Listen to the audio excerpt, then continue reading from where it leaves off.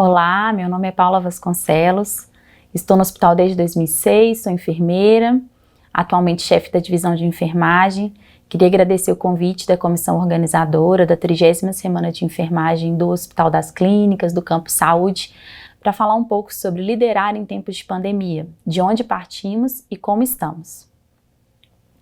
Bom, é impossível começar sem fazer uma contextualização a respeito do ano de 2019, 2020, de onde nós estamos vindo.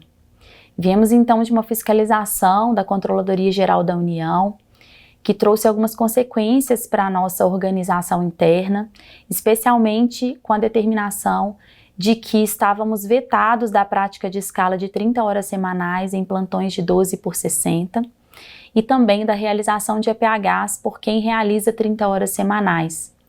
Isso foi um grande baque e estabeleceu uma série de mudanças obrigatórias para a nossa instituição. Foi então que nós precisamos praticar a discussão das escalas de 30 horas semanais e redefinir que setores continuariam praticando 30 horas semanais. E também tivemos que discutir as mudanças das escalas noturnas de 30 horas semanais, com a criação de 2 turnos de 6 horas à noite. Essa era uma opção para a equipe por determinação da Pró-Reitoria de Recursos Humanos da UFMG.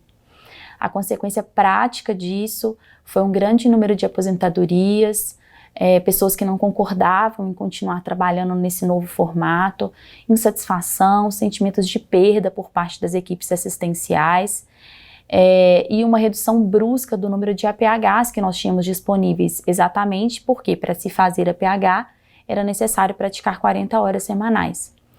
E em função disso, nós precisamos fechar uma série de leitos. A força de trabalho que o APH compunha era muito grande, né?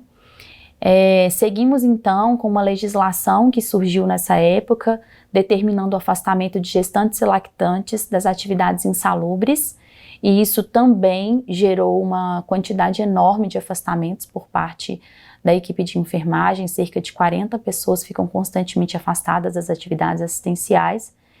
E por fim, fomos então em 2020 atingidos pela pandemia de Covid-19, pandemia mundial, que determinou também o afastamento de uma série de profissionais vulneráveis. Nós temos quase 200 profissionais de enfermagem afastados das atividades assistenciais e hoje convivemos com uma taxa de absenteísmo muito alta, especialmente porque existe já um cansaço, uma sobrecarga da equipe e existe uma suspeita de síndrome gripal. Qualquer sintoma gripal gera um afastamento relativamente prolongado.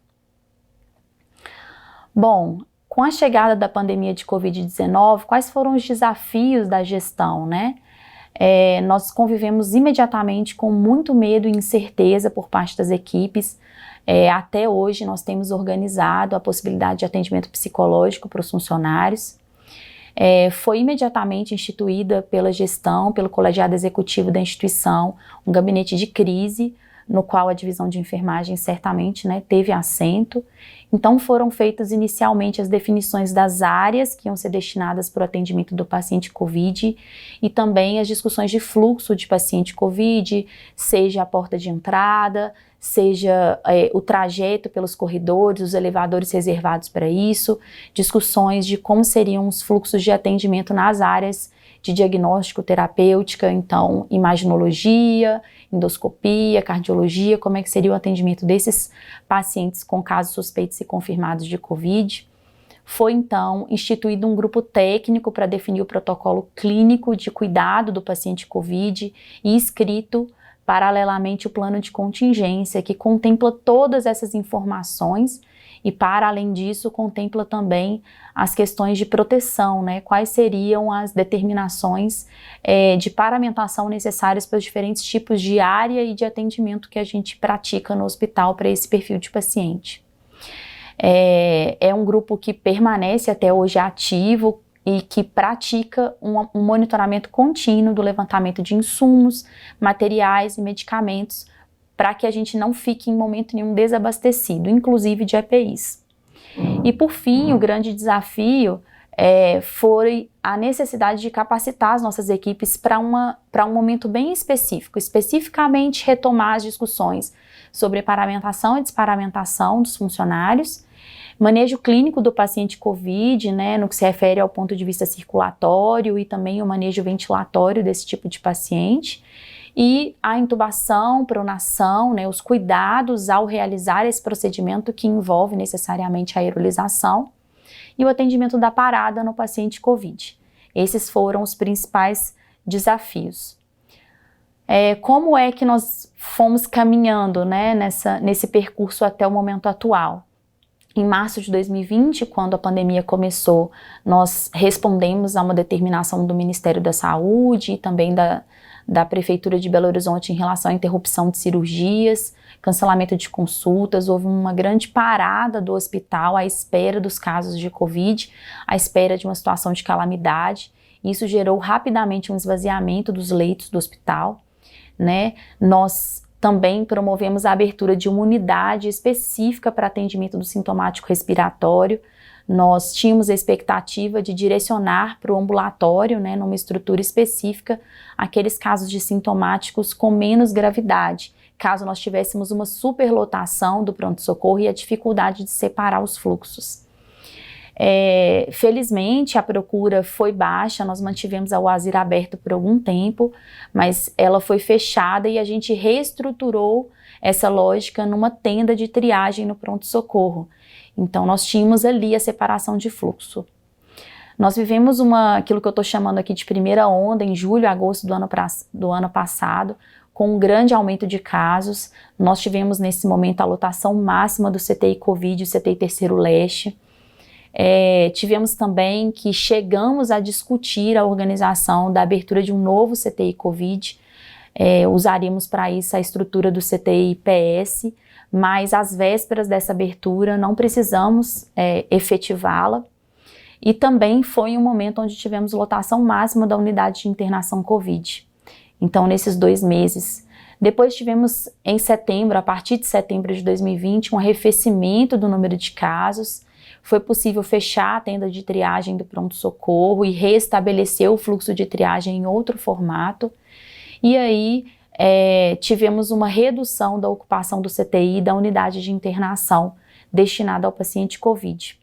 Ao mesmo tempo, tivemos a necessidade, tivemos uma mudança de fluxo, que é a destinação da unidade coronariana como um CTI amplo, um CTI que é cirúrgico, é clínico, né? Então a gente tem hoje uma capacidade reduzida de leitos de CTI, já que tivemos que destinar uma estrutura inteira de terapia intensiva para atendimento de paciente COVID desde então. Esse é um desafio para a nossa instituição, para a manutenção do braço cirúrgico institucional.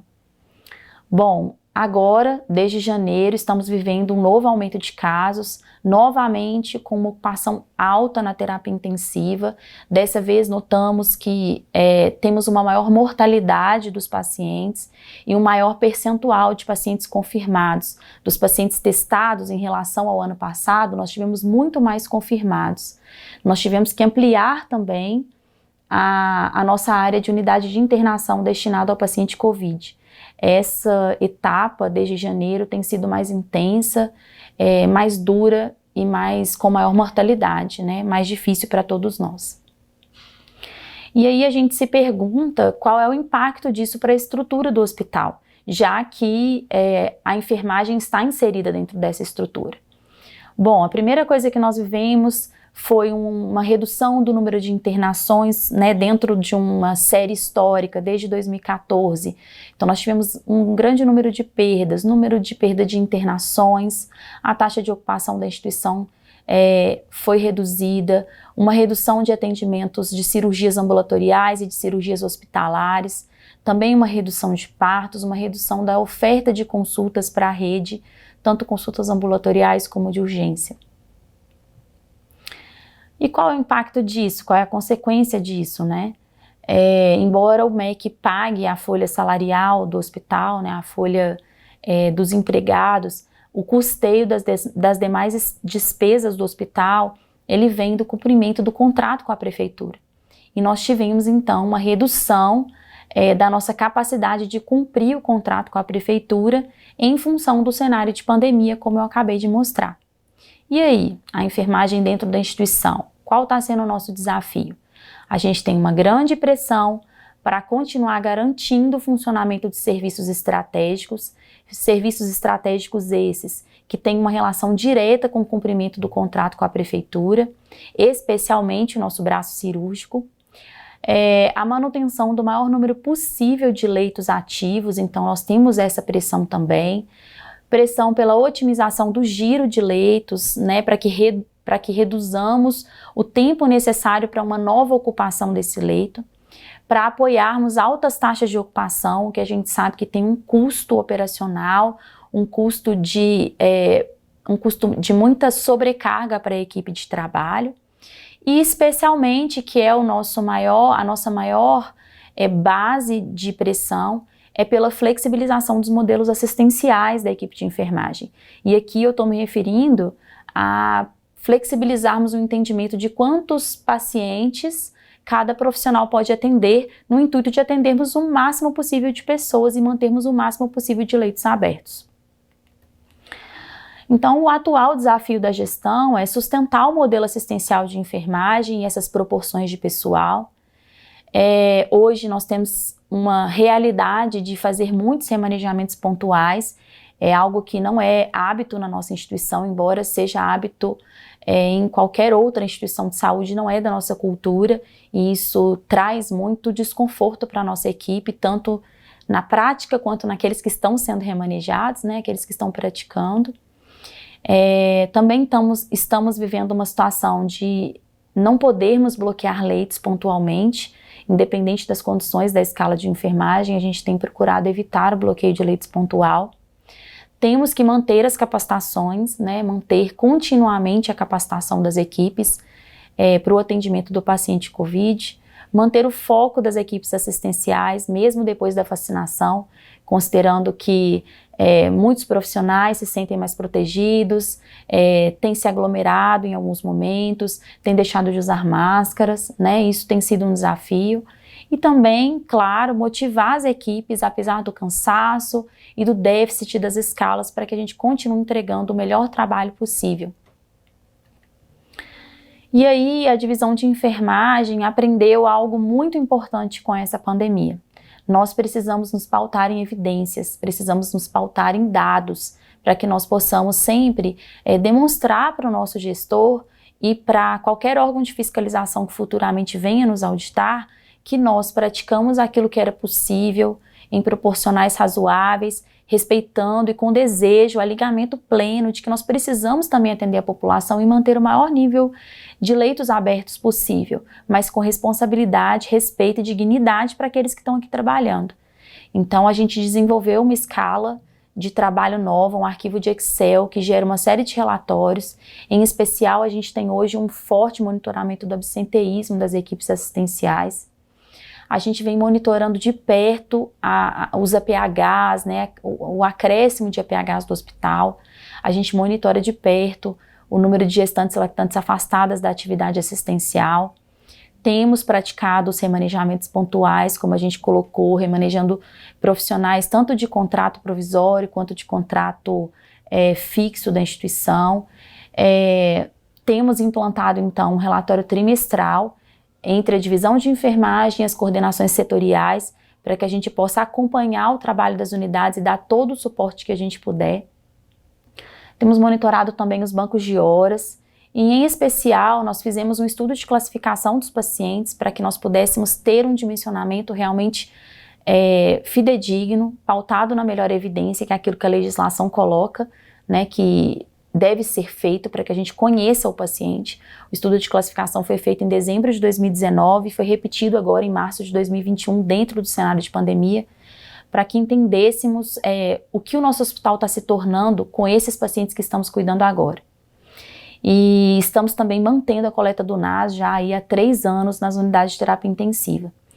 Esse painel que vocês estão vendo aí do lado é um monitoramento do serviço de enfermagem do hospital, é um grande esforço que vem de todas essas informações que eu acabei de colocar, né? A gente tira dali uma série de dados e criou uma sistemática, um método para monitorar o trabalho da enfermagem e conseguir dar essa garantia à gestão da divisão, aos coordenadores e aos gestores do hospital e, porventura, quaisquer órgão de fiscalização, que a gente possa vir a ser auditado do que a gente está fazendo aqui dentro, do que a gente está praticando aqui em relação à enfermagem.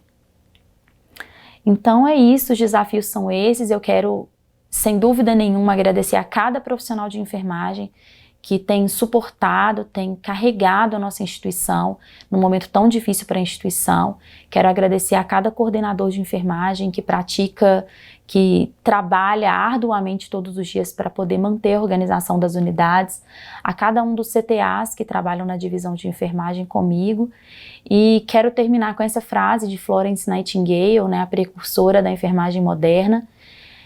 Acho que os sentimentos se perdem em palavras. Todos deveriam ser transformados em ações que tragam resultados. E é isso que eu tenho buscado trazer à frente da divisão de enfermagem. Que nós tenhamos dados para sustentar aquilo que fazemos aqui e sermos sempre respeitados e tratados com dignidade. Muito obrigada.